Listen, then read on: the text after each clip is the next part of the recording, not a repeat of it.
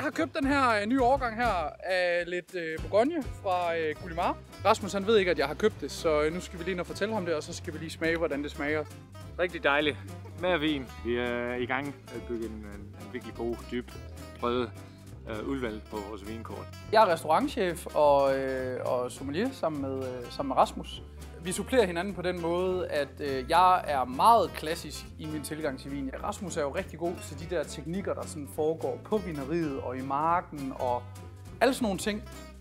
Min rolle her på Pearl, det bliver at support Dennis og trække ham lidt i en retning af, hvad vinen kan i dag. Han er tilbageholdende og kvalitetsbevidst, hvis vi skal sige det på en pæn måde.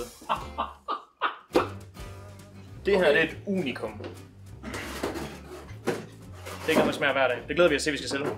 Der er noget for enhver smag, og der er også noget for enhver pengepunkt og priskategori, kan man godt sige. Det, som der er med vin, er jo, at det er jo en lang fortælling, hvor vi aldrig bliver kloge på det hele, og vi aldrig lærer det hele.